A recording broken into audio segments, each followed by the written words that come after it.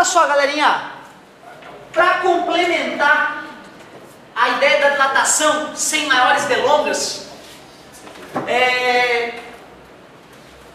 quando eu fiquei sabendo dessa história da dilatação anômala da água, isso mexeu internamente comigo. Porque alguns criacionistas, as pessoas que acreditam, né, na criação do mundo por uma entidade inteligente, usavam como argumento de prova de existência de Deus a dilatação anômala da água. E eu, desde guri pequeno, sempre questionei muitas coisas, né, da nossa existência, sempre fui muito curioso. Então, quando apareceu esse argumento, um argumento científico para a existência de Deus, um argumento bacana, que é a dilatação anômala da água. O argumento é o seguinte: se a água não fosse do jeito que é, a vida na Terra não seria possível. Então prova que alguém projetou a molécula da água inteligentemente, o próton, o elétron, e o hidrogênio e o oxigênio, para que a molécula da água fosse do jeito que é, e aí sim fosse possível a vida na Terra. É um argumento inteligente, é um argumento interessante, porém eu não tenho essa visão, né? Eu achei outras maneiras de encarar esse fato, mas observem, é um fato. A água ter uma forma de dilatação diferente da grande imensa maioria das outras substâncias é indispensável para nós estarmos aqui, para a vida na Terra ser do jeito que é. Isso é muito nítido. O detalhe é simples. Se eu pego lá um aquário de álcool,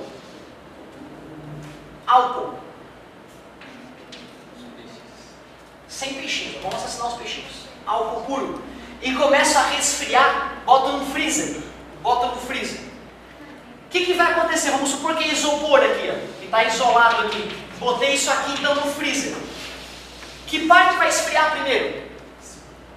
A superfície, né? E vai congelar essa regiãozinha aqui. Só que quando o álcool congela, como 99,9% das substâncias, ele encolhe. E ao encolher fica mais denso e afunda. Então vai ficar álcool que desceu congelado ali, e uma nova camada de álcool líquida vai congelar e vai afundar, e em pouco tempo, desde que esse freezer esteja a menos de 70 graus negativos, né? Sei lá, vamos garantir aqui, bem geladinho, porque tu sabe, né? O álcool ele congela a 70 e pouco, se eu não me engano, né? 68? 78, né? Acho que é isso, 78, 72, no final. Certo? Por isso o cara bota a garrafa de vodka no congelador, né? E aí o cara vai servir o shotzinho, aquele clássico, né, russo, e sai cremosa a vodka, né, não congela, filha da mãe. Porque quando eu tinha uns 13, 14 anos, eu inventei o picolé de caipirinha. Inventei o picolé de caipirinha, mas não congelava o maldito picolé. Meu pai bebeu mesmo assim, entendeu? Mas eu queria vender no palito, né, pro cara tá na praia, porra, vê o picolé de caipirinha, imagina isso. Só que eu não consegui congelar o maldito picolé, né? Então desde tenra idade eu sei que o álcool é safadinho para congelar. Bom, no final, já que o super freezer lá em casa não tinha super freezer, e aí então o álcool foi afundando à medida que congelava. Tudo bem para vocês? E em pouco tempo está tudo congelado. Porém, galera, se nós formos fazer essa experiência com água, e aí nem precisa de um freezer tão poderoso, né? Mas vamos manter o freezer, né? Para não achar que a maneira foi o freezer que alterou o processo. Agora, que substância é? Quando a água congela, ela, em vez de encolher a safada, a nuvem eletrônica entre os átomos da molécula ali muda de tal forma que sobra um espaço na hora que as moléculas dão as mãozinhas para formar o estado sólido. E aí o cristal de gelo ele dá uma expandidinha. E é por isso que o gelo boia. Ou seja, a primeira camada de água congelada não vai afundar.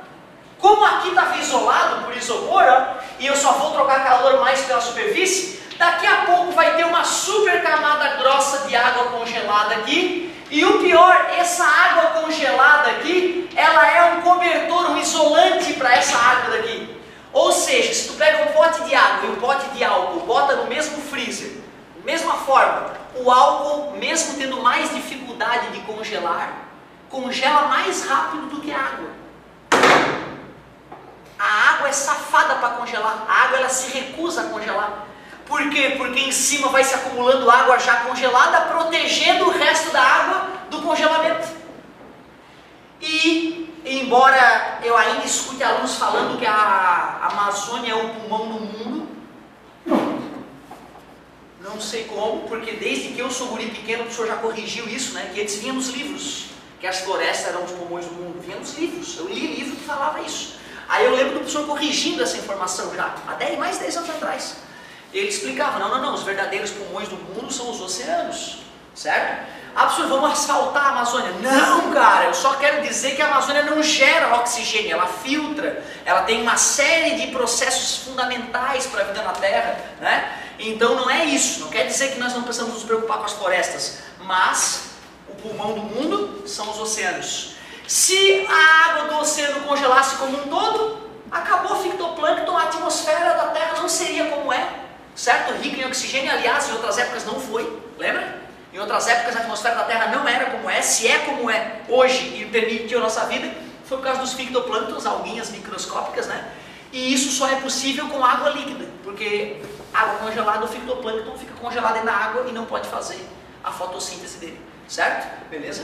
Por que o álcool desce e o gelo não desce? Na verdade, por que 99,9% das substâncias descem e congelariam rápido e o álcool não? Porque isso, o que é uma substância sólida? É quando as moléculas se agarram de um certo jeito e não mudam mais de posição. A maioria das substâncias está lá a molécula vibrante, né? Tudo vibra. A baixa temperatura vibra menos. E ao vibrar menos, encolhe. Inclusive a molécula da água. Sozinha, uma molécula de água solitária está lá, líquida. E aí vamos esfriar ela. Congelou, ela encolheu. Então uma molécula solitária de água congelada, ela encolhe. Que nem tudo. Tudo bem? Porém, a maioria das substâncias, quando vai congelar, congela do jeito que está. As moléculas estão tudo tortas lá, tudo perdida, vibrando um pouquinho mais que está líquida, e elas começam a diminuir de tamanho e congela do jeito que está. Então assim congela, fica tudo congelado do jeito que está. Tem substância que ao congelar forma algo chamado retículo cristalino. As moléculas não aceitam ficar em qualquer posição, não, a molécula é exigente. Tem molécula que na hora que vai ficar no estado sólido, elas têm que dar a mãozinha e formar uma figura geométrica bem bonita para se encaixar. Certo? Toda a estrutura cristalina é porque forma uma figura geométrica bem definida, o cristal. Toda a substância amorfa é porque a fase sólida dela é de qualquer jeito, é desorganizada. Certo? Lembra daquela história de que o vidro está no estado líquido? Certo? Porque um dos argumentos contra isso, o estado líquido, ele geralmente ele é amorfo. O estado líquido é amorfo, as moléculas estão desorganizadas. Quando o estado fica sólido, poucas substâncias ficam no estado amorfo, certo? Algumas pessoas argumentam que o vidro é líquido justamente porque quando a gente olha a estrutura do vidro cortado, sólido, parece um rio que foi congelado. Ou seja, a estrutura do vidro, ela é amorfa. Cristal não. Cristal, tacinha de champanhe cristal, quando o cristal que estava derretido lá na fornalha vai solidificar, as moléculas se organizam em estruturas bem definidas. Uma coisa que fica gritante, né? Tu pega um copo de vidro, bate nele e puc, nada, nem transmite o barulho direito. Tu pega um copo de cristal, bate, tem. Como as moléculas estão melhor organizadas, a vibração de molécula a molécula é muito melhor transmitida. Por isso que tu, né, passa a aguinha no dedo e começa a tocar, né, no cristal, né? É por isso. Onde é que nós estávamos? A molécula da água, pessoal. Por que é safada? Por que a água incha mesmo? A água, ela tem um retículo, o que vocês acham? Cristalino ou amorfo quando ela congela? Cristalina, ela forma cristais. Ela forma figuras geométricas bem definidas entre as moléculas. Então estão lá as moléculas de água, molinhas, estado líquido e vibrantes. Começa a esfriar, elas vão encolhendo as safadinhas unitariamente. Mas na hora que elas vão dar as mãozinhas para formar o retículo cristalino, o cristal de gelo, elas formam uma rodinha e sobra um espaço entre elas. Então é por isso que na hora de congelar, os cristais de gelo se formam e expandem a estrutura. Olhando para o bloquinho de gelo do teu congelador, tu vê um monte de rachadurinha. É essa expansão, esse espaço que foi sempre sendo criado no retículo cristalino do gelo. Mas por que tipo, água congelada descia e aí o gelo não desce, continua em cima? Densidade é massa sobre volume. O que define se uma substância vai afundar em outra é a densidade. Como na água o volume aumenta, a densidade diminui, o gelo flutua. Na maioria das substâncias, quando tu esfria, o volume diminui, a densidade aumenta, afunda. É por isso. É porque ao inchar a densidade diminuiu e flutuou. Galera, então olha só. A dilatação anômala da água é indispensável para a vida na Terra. É importante tu conectar os motivos. Essa é uma perfeita questão discursiva, tá? É uma perfeita questão discursiva. Explique por que a dilatação anômala da água é indispensável para a vida na Terra como a conhecemos. Cara, dá para escrever uma Bíblia. Mas o que tu tem que amarrar na tua explicação para tu ganhar o ponto todo? Explicar que a dilatação anômala da água é o fato de a água abaixo de 4 graus Celsius, em vez de encolher e ficar mais densa, ela dilata e fica menos densa. E por isso o gelo flutua, boia na água. E aí nos oceanos, os polos do planeta estão o ano inteiro abaixo de zero.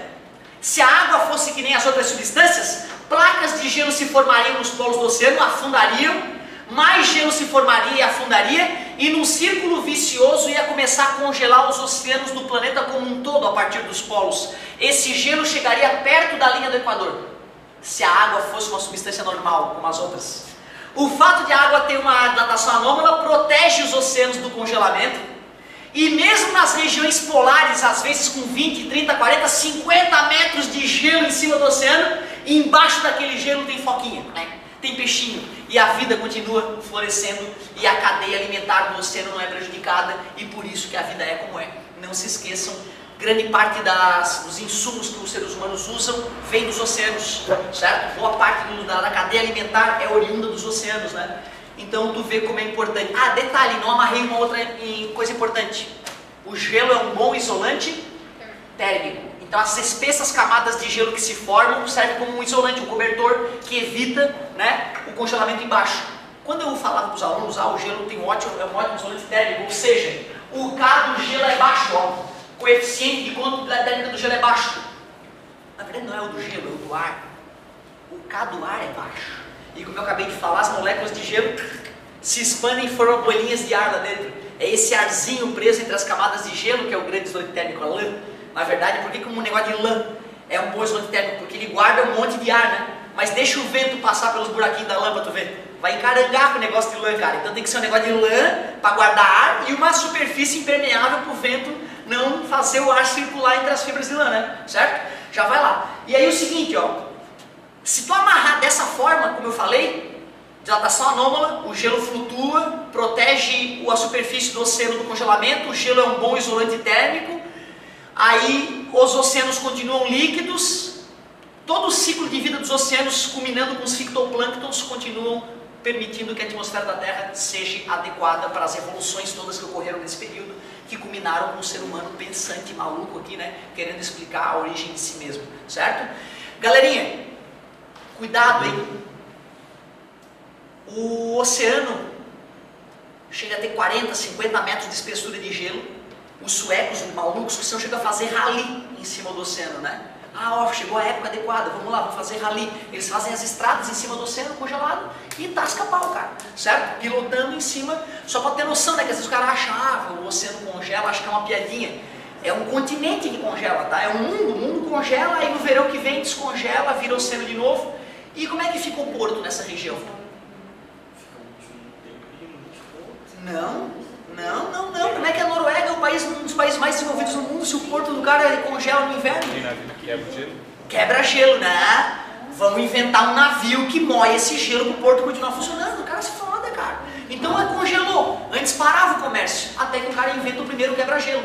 Não, vamos inventar um barco pesadão que sobe no gelo, esmaga o gelo e vai quebrando. Pronto, primeiro navio quebra-gelo inventado, nunca mais os portos congelados do mundo pararam no inverno. Tá congelando, fica o navio quebra-gelo passando no canal. Moendo gelo para os barquinhos simples continuar atravessando. Loucura, né, cara? O homem é tão doente que cheguei a falar para vocês aqui no Super, do navio quebra-gelo russo, Timotin, eu falei, chega a esse ponto bizarro, cara. Do cara formar um navio quebra-gelo que sai comendo as geleiras, às vezes a geleira é muito grande e não dá para ele passar por cima. Ele vira de ré, moe, come a geleira com as hélices e aí passa por cima depois da geleira. No caso do navio quebra-gelo nuclear, lembra? Abastece a cada 4 anos. Só a cada 4 anos tem que parar para abastecer o navio. porque é nuclear, né? Enquanto o navio a diesel consome 15 toneladas a cada hora de diesel. É uma coisa assustadora, né? O poder da energia nuclear, né, cara? Certo? Que loucura, né?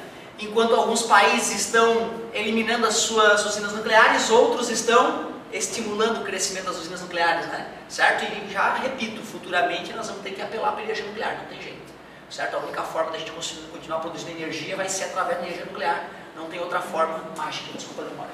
Tá. Sempre fala, 4 graus Celsius é a maior densidade, né? Só que a água a 4 graus Celsius é a maior, mais densa que qualquer gelo. Se eu pegar o gelo a menos 200 graus Celsius, você consegue descer. Legal, sim. Mesmo a menos 273 graus Celsius, a água ela estaria, né, numa densidade menor, flutuaria do que a 4 graus. É isso aí. Porém, cara, assim, ó, eu não conheço nenhum estudo aprofundado sobre isso, entendeu? Ou seja, densidade, temperatura. Os caras foram aqui assim, ó, chegaram nos 4 graus. Entendeu? E a curva aqui, ela sobe e depois ela estabiliza. E eu não conheço nenhum estudo que vá ao zero, entendeu? Para ver se passaria disso. Até onde a gente conhece, não. Então pode ficar tranquilo, densidade máxima da água ocorre por volta de 4 graus Celsius positivos. A partir desses 4 graus as moléculas começam a se afastar umas das outras, já se aproximando da formação do retículo cristalino, e esse espacinho entre elas não é reduzido a mesmo com temperaturas próximas do zero Kelvin, certo? Ótima colocação. Agora olha só, até me alonguei muito mais do que eu queria. O negócio é o seguinte, depois dessa história de latometria, vale a pena a gente estudar os gases, é isso aí, gases. Sempre que eu começo a estudar gases, eu gosto da galera lembrar o que é gás.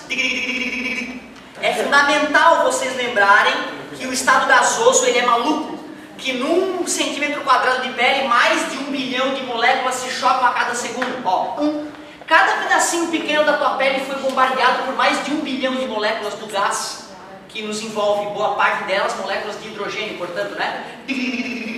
Essas moléculas estão com velocidades que variam entre 3.000 km por hora a 7.000 km por hora, agora. Então, às vezes, é tão difícil acreditar no nosso coração, né? Que agora tem moléculas minúsculas, diminutas, vindo e batendo no meu olho, entrando por dentro do meu corpo e se chocando contra ele com uma velocidade absurda. É esse choque das moléculas de gás contra a nossa pele que gera a pressão atmosférica, e é por isso que a gente fala que se a pessoa for jogada para o vácuo do espaço, ela explode. Não é uma explosão catastrófica assim, né?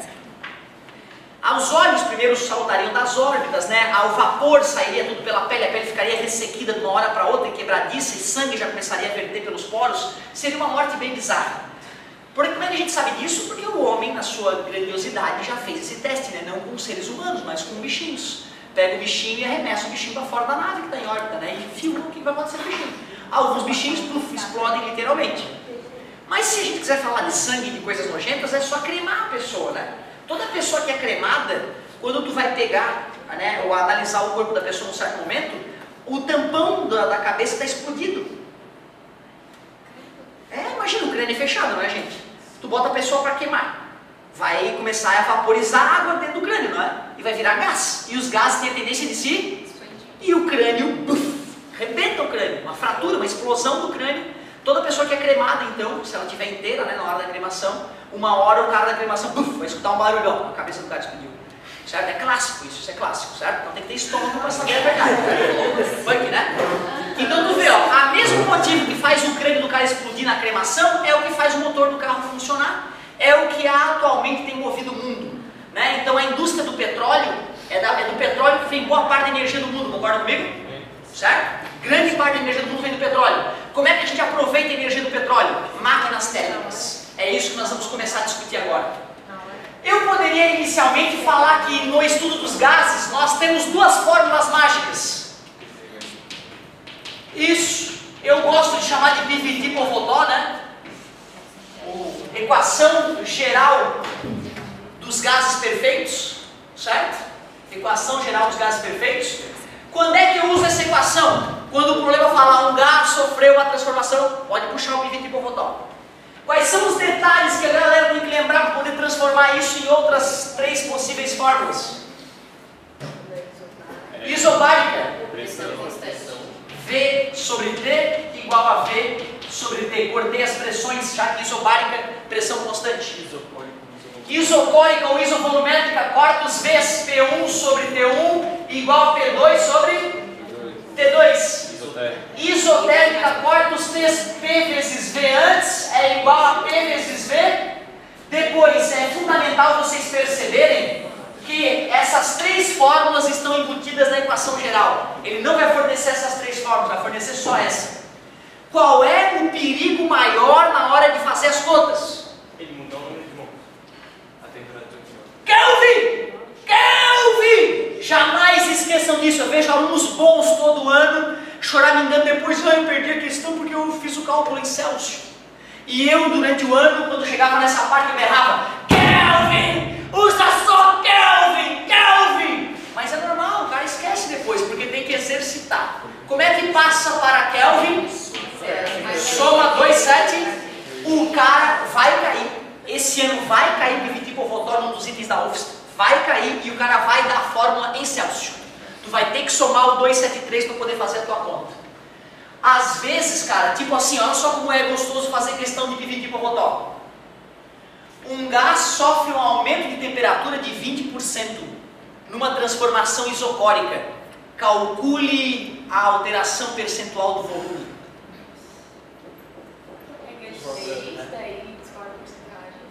Zero. Foi a pegadinha, eu falei isocórica e perguntei a alteração percentual do volume. Isocórica não tem alteração de volume, zero. Era só uma pegadinha, beleza? Agora vamos lá, agora foi uma verdadeira, Mas vocês entenderam, vocês iam se tocar na hora de fazer a conta. Foi a pegadinha que ao vivo funciona, na prática vocês não iam cair. Agora vamos lá. Uma transformação isobárica, numa transformação isobárica, o gás sofre um aumento de 20% na temperatura. Calcule a variação percentual do volume, porque foi isobárica, agora faz sentido.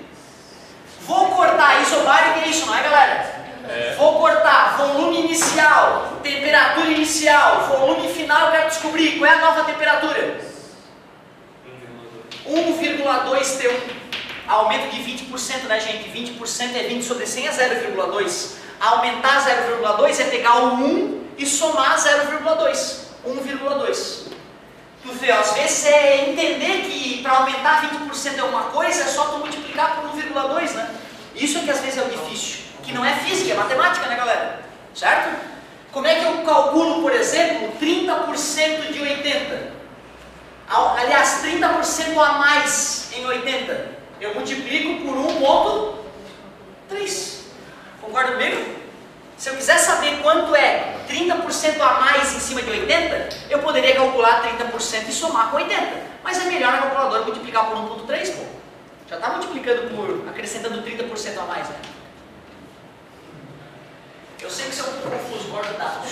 1 mais 0,3, 80 é 100% mais 30%. 80 vezes 100% dá 80, mais 80 vezes 30%. Provei o que eu disse? Beleza? Agora tu imagina quanto tempo o cara perde se o cara vai te pedir, né? Calcule 30% a mais. O cara que vai calcular 30% e somar, ele vai perder muito mais tempo do que o cara que multiplicar por 1,3. Concorda comigo? Mas tu vê, esse parênteses que eu fiz na minha aula foi um parênteses de matemática, né? De dica de matemática. Então tu vê, a questão era essa, Carol.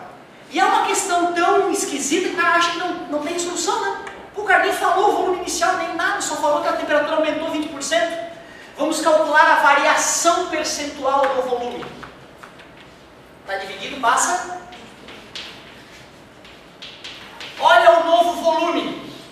O novo volume ficou 1,2 V1. Quanto que variou o volume?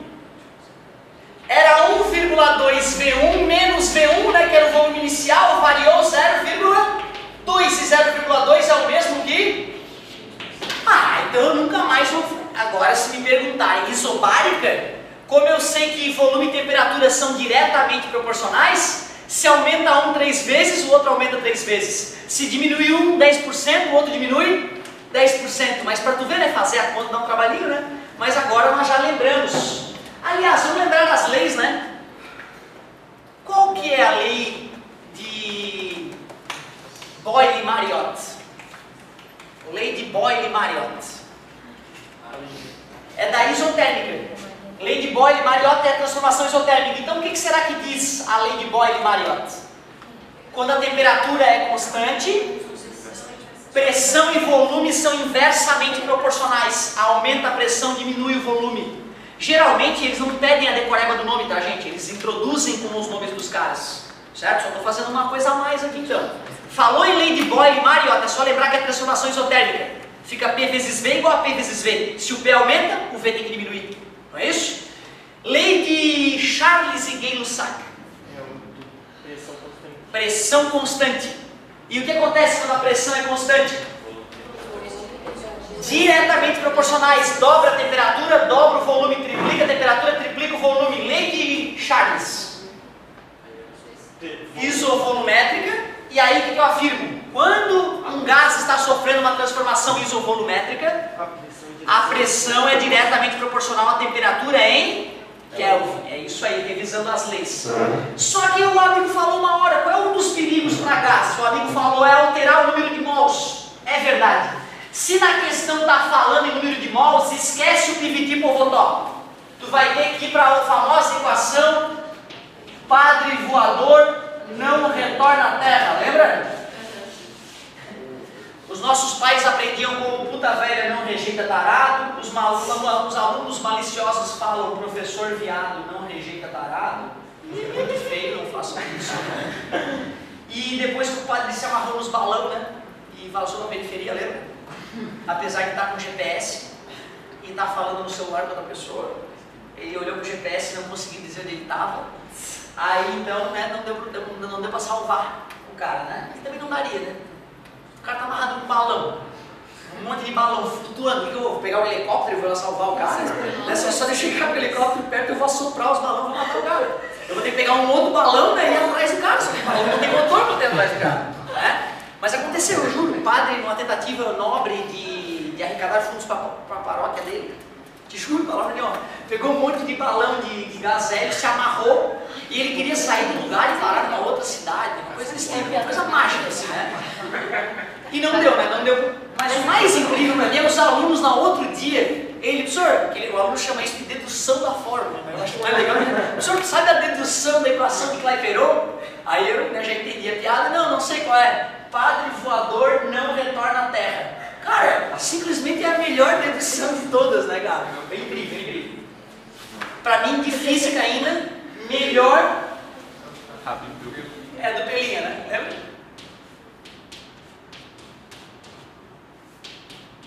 Essa eu aprendi esse ano com alguém aqui do terceirão. Eu me conformei quando o cara veio me contar essa piada. Tinha acabado das aulas de ótica, né? Ele chegou, professor, tu sabe aquela dedução da equação dos pontos conjugados de Gauss? Né? Eu já tinha feito a dedução, na verdade, né, que é por semelhança de triângulo. Ele assim, ó, sabe o que é uma fimose? É um pinto mais uma pelinha.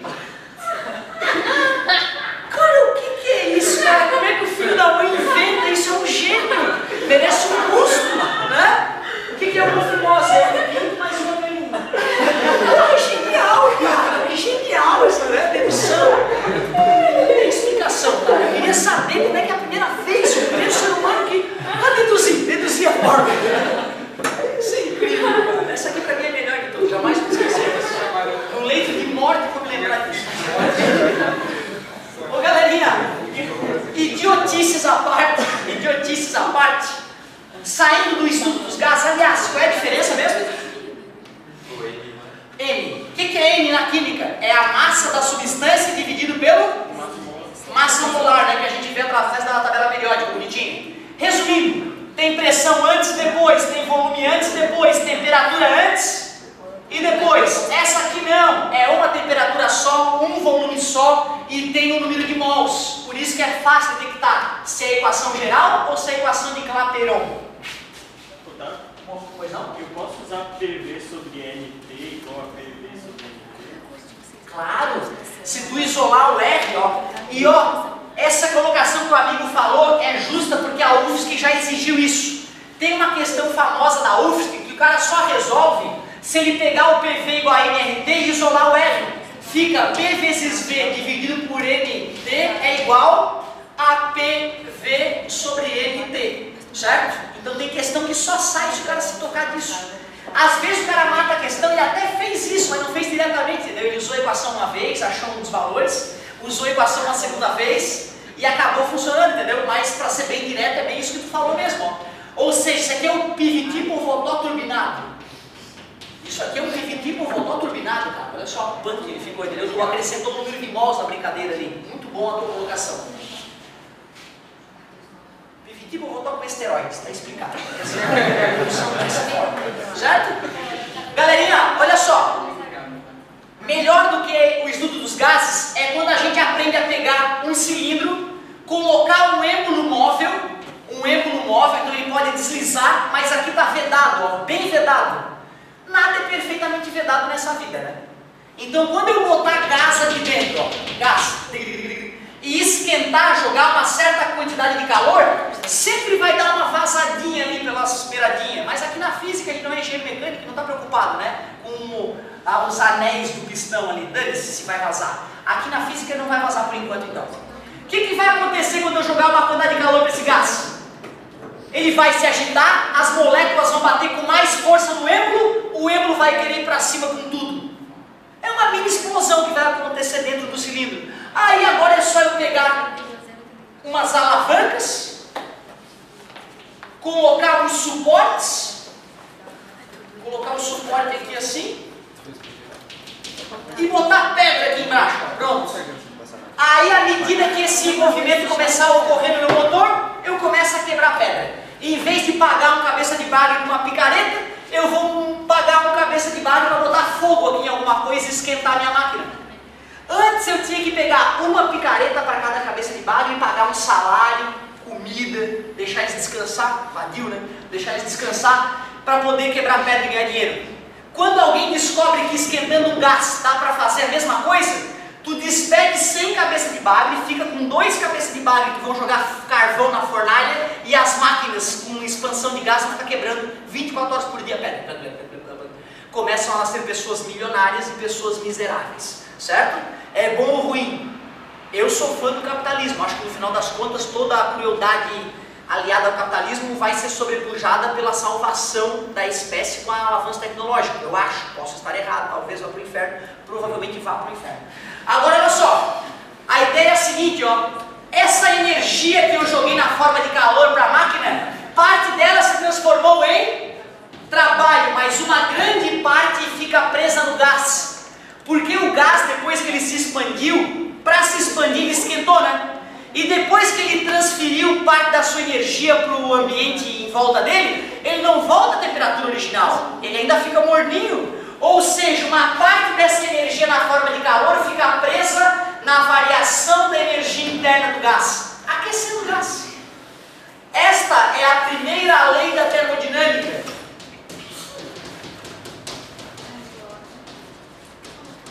É importante, galera, que vocês entendam que essa lei só é a conservação de energia. É isso. Já que a energia se conserva, se eu joguei 1000 joules de calor para o gás e ele aproveitou 100 joules, quer dizer então que 900 joules ficaram presos na máquina.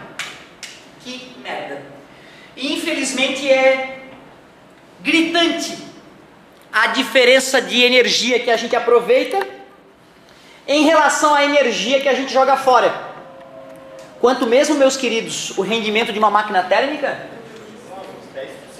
Ó, nesse exemplo que eu falei foi 10%. E originalmente, nos primórdios, era até menos. Mas atualmente as máquinas térmicas rendem um pouquinho melhor.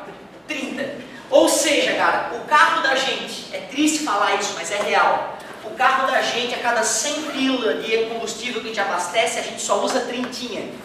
Os outros 70 vão para o lixo, vão pelo meio de descarga, ajudando um pouquinho no aquecimento localizado, né, que a gente chama de global, só por motivos técnicos. O aquecimento localizado nas grandes cidades, cada maldito motor que funciona nessa cidade aproveita 30% da energia para o carro andar para frente e para trás, e os outros 70% são jogados na atmosfera.